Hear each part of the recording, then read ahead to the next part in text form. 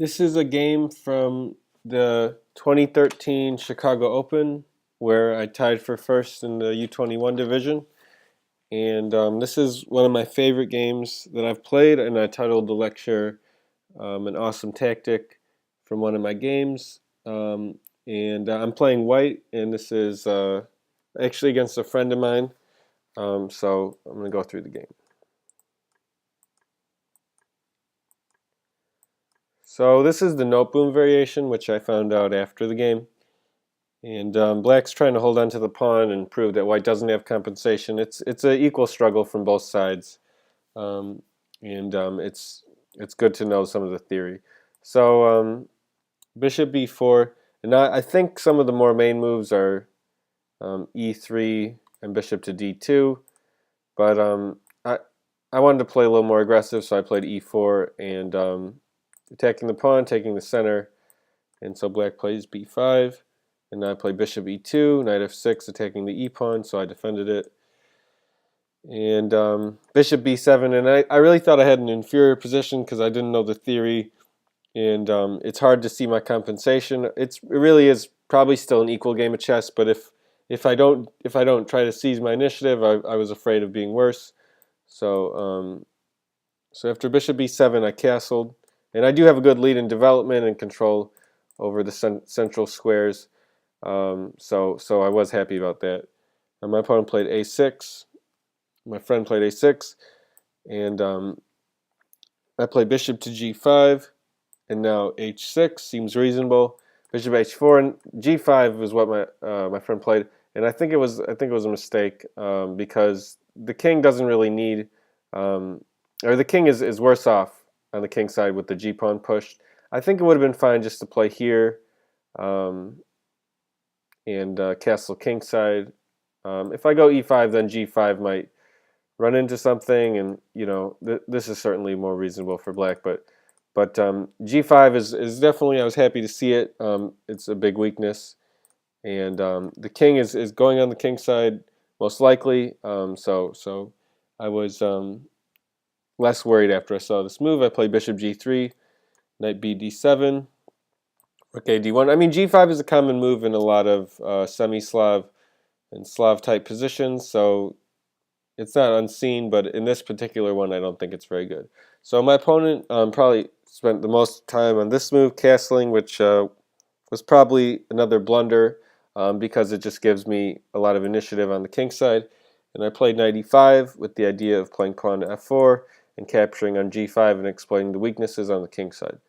So here, my friend played queen b6, and I played f4 to continue with my plan, and black played knight takes e5. And so now I was expecting, if this also looks pretty good for me with an attack here, and it's kind of hard to defend just off the bat. This doesn't look very good for this is check, and it doesn't look very good for white or for black. There's going to be tons of sacrifices. Even if I don't sacrifice right now, I think I'm just going to be crushing in very soon.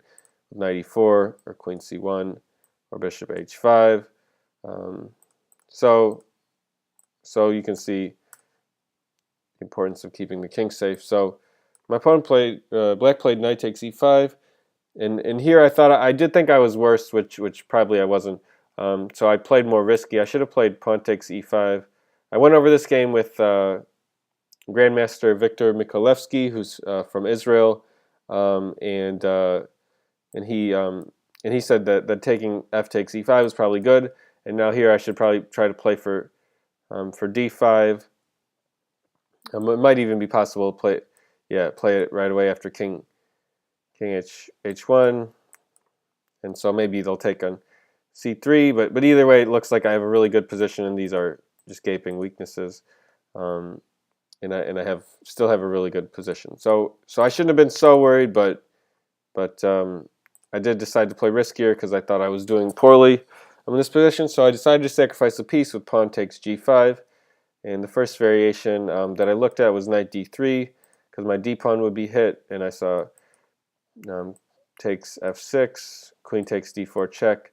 Bishop f2, queen takes f6, bishop takes d3, and I was happy with this position, getting my rook into one of these squares here, and so I wasn't worried about this line. But obviously, a much more important move to look at, which I looked at next, was knight f to d7, because now the pawn is pinned and I lose a piece. And so I've seen this, and so this is the move my opponent played in the game. Was knight f d7 pretty quickly actually, and I took on h6, and now I'm sacrificing.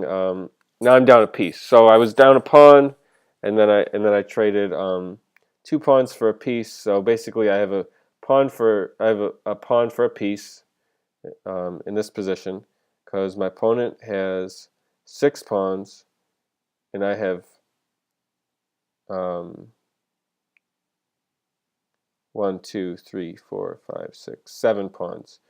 So I'm down a pawn for a piece in this position, and I'm trying to play risky. I thought I had to play aggressive and tactical because I was down a pawn in the beginning, so I decided to play even more risky by sacrificing a piece.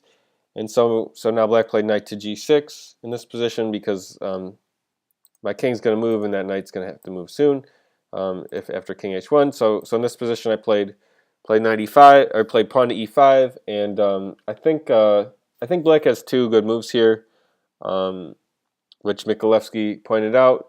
So we'll try to go through some of the variations. So the first was knight takes e5, and I was aware of this, and I was just trying to sacrifice more to open up the position, and I was planning on moving the king here. And now after the knight moves back, now one idea that I had was knight to e4, bringing the knight into the attack. So it's definitely not easy either way. But another idea which would have been good, I think, for black is pawn to c5, because now I can't play knight e4 because this is pretty good,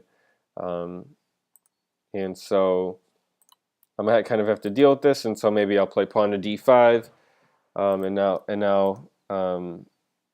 it can't take right away because I play knight takes, but it might be a good idea for black to take here, and then queen takes, and play pawn takes here. But it's still really not that easy, and I have a really good position. It's really easy for white to get a tactical victory in a lot of lines if black's not careful.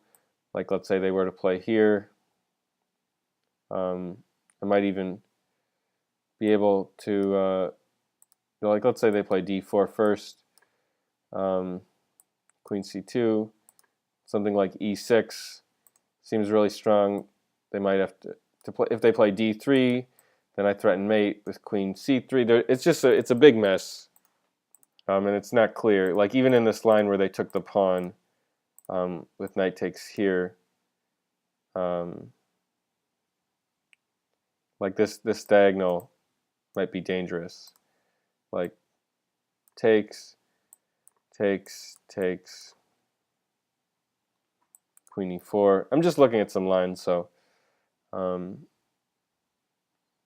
you know, either way, like, sacrificing a piece kind of challenges your opponent to play really accurately, and I was kind of hoping for a mistake, which I found later.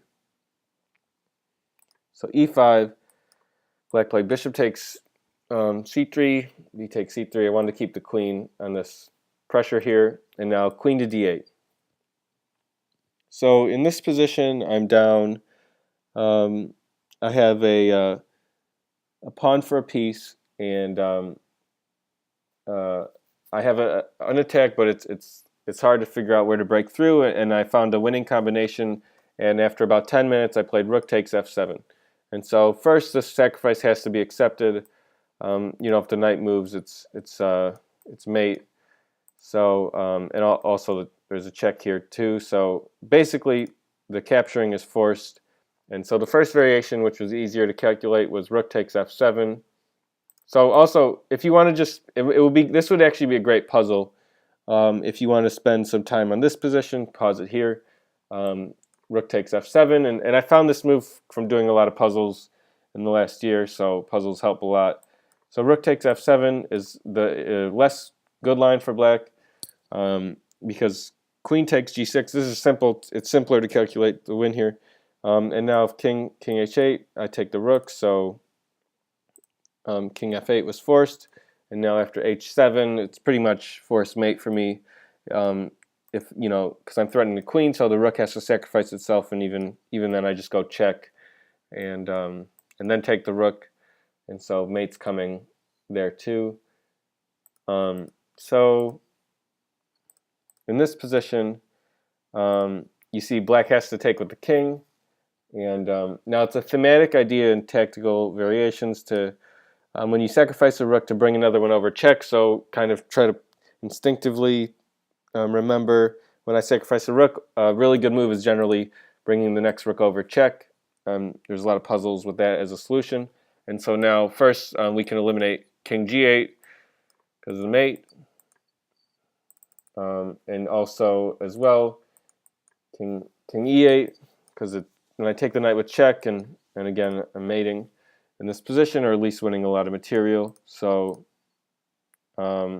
so really the only line that was worth looking at was king e7 for black, and here I'd calculated this out. After rook takes f7, well, rook takes f7 was mate in 7 with one line, so this was probably the move my opponent missed.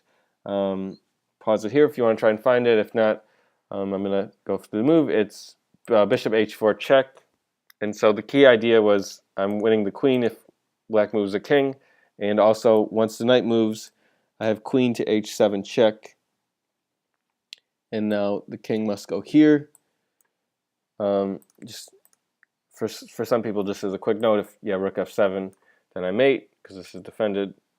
So the king moves to e8, and I go bishop h5 check. The knight blocks, bishop takes, and move 7, queen takes f7. So I saw this from this position here. Rook takes f7, and I slam the rook move. Rook takes f7. So this is one of my best games of chess. Not because I played well throughout the whole game necessarily, but I liked the finish, and it wasn't easy to see. So after rook takes f7, black played king takes f7, rook check, and I think black said that after the game they said bishop h4 was the move they missed, and so here they played knight to f6, which stops the immediate mate, and then I play bishop takes, and if the king moves, I take the queen. So they played rook takes f6, and then I played rook takes, and the knight's threatened. So here, knight f8, and I play bishop h5, threatening just winning a lot of more material with rook f7. Then king d7, I played check. Here, I push the pawn, knight to d7, and I played here, threatening to win the queen or more material with rook g8, and then the h8 square is defended, and I promote the pawn. And so my opponent, black, played queen to h4, and here I was looking for a queen because I saw that I have a winning variation with queen h8 check. So in this position, when I started looking around for a queen, black resigned. But right now, just keep in mind that mate is threatened, so he's trying to play tricky. But here I have what we both saw was check, and I have rook takes d7, and now if king takes, then I play bishop e8 takes, and I win the queen. It's a decisive victory. And and then when I went over this game with Grandmaster Michalewski, he also pointed out the very cool variation, king b6, rook takes b7. He saw this in a split second. It was amazing. Queen h7 check, king b6 is the only move. A5 check, king takes a5, queen c7 check, and I win. And I have a forcing win of the queen again with bishop d1. So check, king a3. So this was definitely one of my favorite games that I've played, and that's why I wanted to share it and put it on YouTube.